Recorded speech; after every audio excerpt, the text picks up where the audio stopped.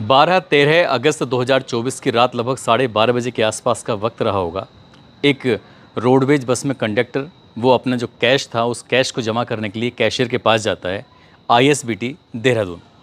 जब उसे जमा कर रहा था तो कैशियर पूछता है कि आज तुम लेट कैसे हो गए, तुम्हारी गाड़ी तो लगभग 10:30 बजे के आसपास आ जाती है। जैसे ही इस कंडक्टर से ये बात पूछी तो कंडक्टर सही से जवाब नहीं दे पा रहा था। कहा, साहब अगर तुम्हें कुछ चाहिए तो बताइए। जैसे कैशियर ने ये बात सुनी तो कैशियर थोड़ा सक पका जाता है कि किस चीज़ की बात कर रहे हो। कहा कि एक लड़की है, अगर आप चाहो तो उससे मुलाकात कर सकते हो। जैसे ही कंडक्टर ने उस कैशियर से बात कही तो कैशियर ने सारा कैश को ऐसे ही किसी के हवाले छोड़ दिया। कहा कि बस मैं कुछ देर में अभी आता हूँ। कैशियर उस कंडक्टर के साथ जाता है। रोडवेज परिसर के अंदर एक देहरादून डिपो की बस खड़ी हुई थी। जैसे ही उस बस के अंदर प्रवेश करता है तो दो ड्राइवर एक लड़की के साथ, जिसकी उम्र लगभग 16 साल के आसपास रही होगी, उसका बलात्कार कर रहे थे। जैसे ही उन दोनों ड्राइवरों ने कैशियर को देखा, कहा कि साहब आए हैं, पहले इन्हें करने देते हैं, उसके बाद में देखते हैं। अब बारी बारी से उस लड़की का बलात्कार हो रहा था। जब उनका मन भर जाता है तब वहाँ से चले जाते हैं।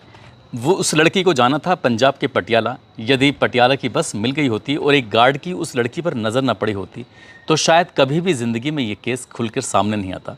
जहाँ जहाँ तक इस केस की गूंज फैलती है, जहाँ जहाँ तक लोगों ने इस केस के बारे में जाना, उन लोगों के अंदर से एक सिहरन से पैदा हो जाती है। ऐसा लगता है जैसे कि अब वो पाँचों के पाँचों इंसान नहीं बल्कि इंसान की जैसी शक्ल में दिखने वाले जानवर जैसे लोग लगते हैं। आज की कहानी सुनने के बाद शायद आप लोगों को भी इंसानियत पर बड़ा अफसोस होगा। आदाब, नमस्कार, सत श्री अकाल। मैं उस्मान सैफ़ी। आज की जो सच्ची घटना मैं आपको सुनाने जा रहा हूँ, ये सच्ची घटना है उत्तराखंड की राजधानी देहरादून की। दून आईएसबीटी पर एक गार्ड लगातार एक लड़की को देख रहा था। वो लड़की थोड़ी असहज सी हो रही थी, कभी कभी अपने शरीर को या अपने कपड़ों को संभालने की कोशिश कर रही थी। ऐसा लग रहा था जैसे कि वो बहुत ज़्यादा परेशान है, मानसिक स्थिति उसकी ठीक नहीं लग रही थी। गार्ड ने इससे पहले कि कोई बात करता तभी वो लड़की कहती है कि मुझे पंजाब के पटियाला जाना है, बस कितनी देर में जाएगी। वहीं पास में ही एक व्यक्ति मैगी बना रहा है, उसकी छोटी सी एक शॉप है और उस लड़की के इर्द गिर्द एक संदिग्ध व्यक्ति था जो लगातार इधर उधर घूम रहा था। वो लड़की के पास जाने की कोशिश कर रहा था। गार्ड को ये सब बातें अटपटी लग रही थी, अजीब लग रही थी। तभी वो वहाँ से हटता है और 1098 यानी कि चाइल्ड हेल्पलाइन नंबर पर वो फ़ोन करता है। कहता है कि साहब, इस आईएसबीटी के प्लेटफॉर्म नंबर 12 पर एक लड़की खड़ी हुई है, कुछ अजीब लग रही है, आकर आप देखेंगे तो शायद हो सकता है कि आप उसको थोड़ा बेहतर समझें। गार्ड ने जब ये फ़ोन करता है, फ़ोन करने के बाद कुछ देर बाद पुलिस भी आती है और चाइल्ड वेलफेयर कमेटी की वहाँ पर एक टीम पहुँच जाती है। उस लड़की को अपने साथ लेते हैं। उस साथ लेने के बाद उसकी मनोस्थिति, मनोदशा उसकी कुछ अच्छी नहीं थी। सवाल जवाब जो कर रहे थे वो सही से जवाब नहीं दे पा रही थी। पूछा कि कहाँ के रहने वाली हो, बताती है कि वो पंजाब के पटियाले की रहने वाली है, वहीं जाना चाहती है। लड़की को भूख लगी थी, उससे खाना खिलाया, उससे बातचीत की। उसकी हालत कुछ अजीब सी भी हो रही थी। उस लड़की से कहा जाता है कि बेटा तुम घर चलो, यानी कि उसे घर लेके जाया जाता है। उससे बड़े प्यार से, सलीके से बातचीत कर रहे थे। जो खाने को मांग रही थी वो खाने को दे रहे थे ताकि कुछ बोल सके, क्योंकि 16 साल की वो लड़की थी, वो समझ नहीं पा रही थी कि एक अजीब सी दुनिया में वो घूम रही थी और अजीब अजीब तरह के उसे लोग मिल रहे थे। और जिसको भी देखती थी, खासकर आदमियों को, पुरुषों को देखती थी तो डर जाया करती थी। तभी महिलाएं उससे बातचीत कर रही थी और लगभग 2-3 दिन बीत जाते हैं। तब उस लड़की ने कहा कि गंदा काम हुआ है। बस इतना कहने की स्थिति में थी कि गंदा काम हुआ है, किसने गंदा काम किया, किसने नहीं किया, बस वो जानना चाहते थे। आखिरकार पुलिस ने उसी तारीख में वापस जाते हैं, यानी कि 12-13 अगस्त 2024 की उस रात में, जिस रात में वो लड़की मिली थी। और आईएसबीटी देहरादून के उस रोडवेज बस स्टैंड पर जितने भी सीसीटीवी कैमरे लगे हुए थे, उन कैमरों को बारीकी से खंगाला जाता है, देखा जाता है। वो संदिग्ध व्यक्ति जो उस लड़की के इर्द गिर्द घूम रहा था, वो संदिग्ध व्यक्ति आसपास कहीं और भी दिखाई देता है। उस व्यक्ति का फ़ोटो निकलवाया जाता है और रोडवेज डिपो में जितने भी लोग काम कर रहे थे सबको वो फ़ोटो दिखाया जाता है कि क्या तुमने इस व्यक्ति को देखा है। तभी अलग अलग लोगों ने कहा हाँ, हम इसे जानते हैं। और जैसे ही उसके बारे में पता किया तो उस व्यक्ति का नाम, उसका पता जब निकल के सामने आता है तो पुलिस उससे गिरफ़्तार कर लेती है। गिरफ़्तार करने के बाद अब उससे पूछते हैं कि आखिरकार क्या माजरा है, पूरी कहानी क्या है, तुम अपने आप से बताते हो, प्यार से बताते हो, या फिर पुलिस का जो तरीका होता है वैसे बताओगे। क्योंकि पुलिस ने जब उससे सख्ती से पूछताछ की तब उसने एक कहानी सुनाई, जिस कहानी को सुनने के बाद शायद आप लोगों को भी बहुत बुरा लगेगा और इंसानियत पे शायद भरोसा उठने की पूरी संभावना होगी। 12 अगस्त 2024 की ये बात है। शाम के लगभग 4 बजे के आसपास का वक्त था। दिल्ली के कश्मीरी गेट पर एक लड़की खड़ी हुई थी। कश्मीरी गेट पर लड़की खड़ी हुई थी, वो पूछ रही थी कि भैया मुझे पंजाब के पटियाला जाना है, ये कौन सी बस पकड़ लूँ। अब उस आईएसबीटी पर सैकड़ों नहीं बल्कि बताते हैं कि हज़ारों बस खड़ी रहती हैं, वो अलग अलग दिशाओं में जाती हैं। और वो लड़की थोड़ा कंफ्यूज थी, परेशान थी कि किस बस में जाके बैठूं। जिस व्यक्ति से पूछा जाता है उसने कहा तुम परेशान मत हो, ये जो सामने बस खड़ी हुई है इस बस में बैठ जाओ। अब दिल्ली से वो बस देहरादून के लिए चलने वाली थी। उस लड़की को उस बस में बैठा दिया जाता है, कोई किराए की मतलब फिक्र नहीं थी। आराम से उस लड़की से कहा जाता है कि जब भी तुम्हारा स्टेशन आएगा जहाँ तुम जाना चाहती हो मैं तुम्हें आराम से बता दूंगा, उतर जाना। अब धीरे धीरे कर बस चलने लगती है। बस रात के 10:30 बजे के आसपास उत्तराखंड की राजधानी देहरादून के जो मेन उसका बस स्टैंड है आईएसबीटी, वहाँ पर जाकर रुक जाती है। और जब एक एक सवारी उतर जाती है, वो लड़की अकेली थी।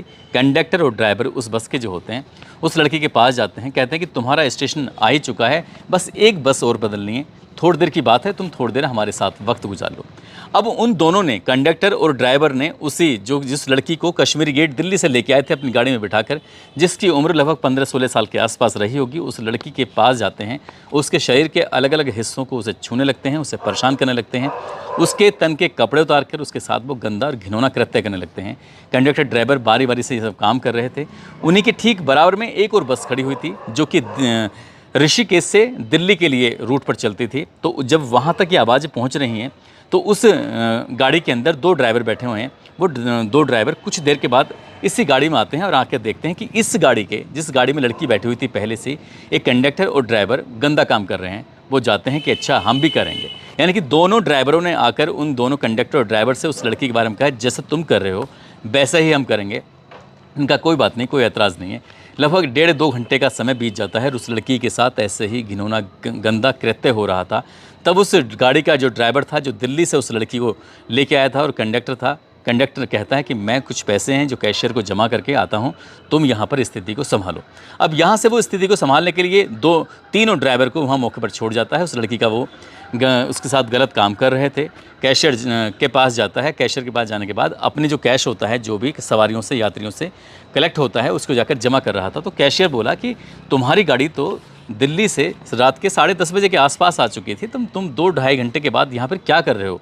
तब वो कहता है कि साहब वैसे ही कुछ बिजी हो गया था। बोले यार पैसे जमा करने की इतनी जल्दी हमेशा रहती है, आज तुम कितना देर कर गए, मेरी कुछ समझ में नहीं आ रहा है।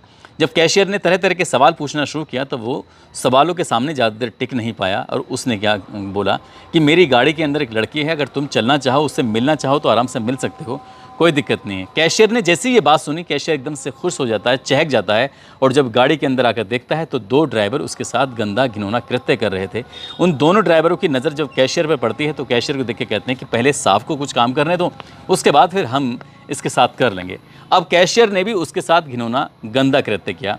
यानी कि पहले कंडक्टर ड्राइवर, पड़ोस में गाड़ी खड़ी हुई थी जो ऋषिकेश और दिल्ली के लिए चलती थी, उसमें 2 ड्राइवर पहले से मौजूद होते हैं और 5वां आ जाता है कैशियर। पांचों मिलकर उस लड़की के साथ बारी बारी से सामूहिक बलात्कार कर रहे थे। जब लड़की वो चीखने की कोशिश कर रही थी, शोर मचाने की कोशिश कर रही थी, तो उसको एक ही बात कही जाती थी, क्या तुम पटियाला नहीं जाना चाहती हो? पटियाला जाओगी तो ये सब करना ही पड़ेगा। अब वो लड़की की समझ में नहीं आ रहा था कि उसके साथ हो क्या रहा है, क्योंकि उसकी मनोस्थिति अब ऐसी स्थिति में नहीं थी कि वो ठीक ठाक होती। अब कुल मिलाकर वो लड़की यहाँ से निकल जाती है, उसे जाने दिया जाता है, और वो प्लेटफॉर्म नंबर 12 पर ऐसे ही खड़ी होकर इंतज़ार कर रही थी, जहाँ पर एक व्यक्ति मैगी बना रहा है, और एक गार्ड की नज़र उस लड़की पर पड़ जाती है। और जो संदिग्ध कंडक्टर था उस लड़की को बार बार इर्द गिर्द वहाँ से उसे हटाना चाहता था ताकि वो हट जाए, लोगों के बीच में ना जाए, लेकिन गार्ड ने सूझबूझ का परिचय दिया। 1098 पर फ़ोन करता है CWC। साथ ही ये जो पुलिस होती है मौके पर आती है और 5 व्यक्तियों को पहले उस CCTV के आधार पर पहले उस कंडक्टर को पकड़ा जाता है जो संदिग्ध था, उसके आधार पर 5 और व्यक्ति पकड़े जाते हैं। और पाँचों की अगर नाम बात करें तो एक का नाम धर्मेंद्र कुमार होता है, जिसकी उम्र 32 साल के आसपास होती है, जो कि हरिद्वार का बंजारा गांव लगता है बुग्गावाला के पास, वहां का वो रहने वाला होता है। साथ ही हरिद्वार के भगवानपुर का रहने वाला देवेंद्र, जिसकी उम्र 57 साल के आसपास, 52 साल के आसपास होती है। एक उत्तर प्रदेश के फर्रुखाबाद के नवाबगंज का गांव सिला लगता है, वहां का रहने वाला रवि कुमार होता है। साथ ही हरिद्वार के बंजारा वाला गाँव का रहने वाला राजपाल, जिसकी उम्र 57 साल के आसपास होती है। और देहरादून के पटेल नगर का रहने वाला राजेश कुमार होता है। इन पांचों को पुलिस ने गिरफ्तार किया और गिरफ्तार करने के बाद जब इनसे बारी बारी से पूछताछ की तो वाकई सचमुच इस घटना के बारे में पता चलता है तो लोग सिहर जाते हैं। एसएसपी राजेश कुमार ने इनके विरुद्ध 17 अगस्त 2024 को एफआईआर दर्ज कराई। अब उस लड़की के बारे में पूछा गया कि लड़की वो कहाँ की रहने वाली है। लड़की ने बताया पंजाब के पटियाला की रहने वाली है, लेकिन उसकी जब जाँच पड़ताल करते हैं तो पता चलता है कि उत्तर प्रदेश के ज़िला मुरादाबाद का एक थाना लगता है मूढ़ापाड़ा, और मूढ़ापाड़ा थाना क्षेत्र का एक गांव लगता है, उस गांव की वो लड़की रहने वाली होती है। अब देहरादून की पुलिस ने मूढ़ापाड़ा क्षेत्र के उस गांव में जाकर उसकी लड़की के माता और पिता से संपर्क किया, जबकि अब तक वो लड़की कह रही थी मेरे माँ बाप दोनों मर चुके हैं, जबकि माँ बाप भी जिंदा हैं। भाई उसका रामपुर में मजदूरी करता है। अब उस लड़की के माँ बाप से पूछा गया कि तुम्हारी लड़की है कहाँ पर, तो उस लड़की ने उन्होंने बताया कि लगभग 12 दिन पहले वो लड़की यहाँ से निकल चुकी है। इससे पहले भी वो एक दो बार गई है, लेकिन इस बार कब कैसे निकल गई हमने उससे हर जगह तलाश करने की कोशिश की, करें तो क्या करें। अब वो माँ बाप लड़की से मिलने के लिए गए तो लड़की ने माँ बाप के साथ जाने से साफ इनकार कर दिया कि मुझे इनके साथ नहीं जाना है, क्योंकि पता चला कि पुलिस की जांच पड़ताल में कि माँ बाप की भी जो मनोस्थिति है वो भी ज़्यादा अच्छी नहीं है। वो अपनी बेटी को लेकर काफ़ी समय से बहुत ज़्यादा परेशान रहते हैं, और वो लड़की जिसके साथ 5 लोगों ने सामूहिक बलात्कार किया है उसको ठीक से ये पता भी नहीं था कि उसके साथ गंदा और घिनौना कृत्य जो है वो क्या है। हालांकि उस लड़की का भी इलाज चल रहा है, और साथ ही उस लड़की को शायद अभी जो जहाँ पर ना ऐसी लड़कियों को रखा जाता है वहाँ रखा जा रहा है ताकि उसकी मनोस्थिति मनोदशा ठीक हो सके, काउंसलिंग उसकी कराई जा रही है। और इस घटना से संबंधित जो अन्य आरोपी हैं उनके बारे में भी जानकारी जुटाने की कोशिश की जा रही है ताकि 5 से कहीं ज़्यादा ना हो। इसलिए पुलिस की कोशिश है कि इस मामले को फास्ट ट्रैक कोर्ट में चलाया जाएगा। इनके आरोपियों के विरुद्ध मुकदमा दर्ज कर लिया गया है। कम से कम समय में इन्हें सजा दिलाने की कोशिश की जाएगी ताकि समाज को एक संदेश दिया जा सके कि बुरा काम करने वालों को किसी भी कीमत पर बख्शा नहीं जाएगा। वाकई इस लड़की के साथ जो होता है उस घटना को सुनने के बाद किसी भी इंसान की इंसानियत को लेकर कई तरह के सवाल खड़े हो जाते हैं जो ऐसे गंदा घिनौना कृत्य करते हैं। एक तरफ पश्चिम बंगाल की राजधानी कलकत्ता में पूरे देश में उस घटना को लेकर बवाल मचा हुआ है, और जिस रात की वो घटना थी शायद बताया जाता है कि उसी रात की ये घटना देहरादून में हो रही थी। उधर ट्रेनी डॉक्टर के साथ ये गंदा घिनौना कृत्य हो रहा था, उधर इस लड़की के साथ। शायद वो तारीख वगैरह कुछ अलग हैं, लेकिन दोनों के साथ जो हुआ है वो वाकई बहुत भयानक हुआ है। हम भी अपनी वीडियो के माध्यम से ये अपील करेंगे कि इन बदमाशों को, इन शातिरों को, इन अपराधियों को कम से कम समय में सज़ा मिलनी चाहिए। दोस्तों, आप सब लोग अपना ख्याल रखें, सुरक्षित रहें। जय हिंद, जय भारत।